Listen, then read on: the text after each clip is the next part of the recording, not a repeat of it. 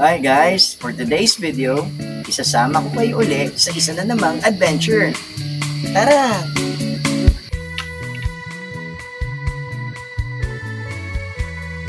For today's video guys, isasama ko kayo sa event namin sa Philippine Eagles. Ang activity for today is induction. So tara, dito muna tayo sa orientation.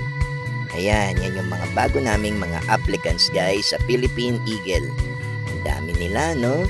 Before maging member ng Philippine Eagles, medyo marami tayong pagdadaanan.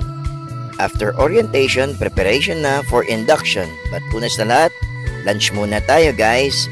Free ang food natin dito guys. At masarap ang food. And let the induction begin.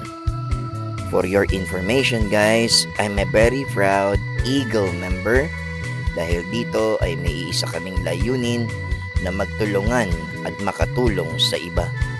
At dito sa aming samahan, kami ay pantay-pantay sa lahat ng aspeto. Walang nakakataas, walang nakakababa.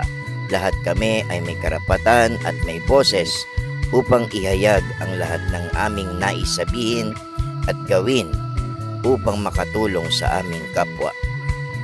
Ang Philippine Eagle ay isang organisasyon na may pagkakaisa at merong hangaring makabuti sa nakakarami.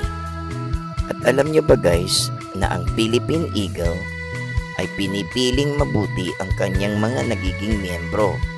Sinasala at iniimbestigahan upang malaman kung ikaw ay karapat-dapat na maging miyembro ng Agila. At kung sino man ang nakakanood nito na may heart na tumulong sa kapwa, magserbisyo sa bayan, at makatulong sa mga nangangailangan, welcome po kayo na mag-inquire sa aming samahan at maging Agila tulad namin. Alam niyo guys, ang saya maging miyembro ng Eagles at nakaka-proud na ang mga kasama mo ay mga achiever, mga kilalang tao, mga mabubuting tao. Yan ang makakasama mo dito sa Agila. Mga taong may integridad, mga taong may pusong tumulong sa kapwa at sa kapwa kuya at ate niya. Mabuhay po kayong lahat at sigurado one of these days magkikita-kita tayo sa inyong mga komunidad. Maraming salamat po.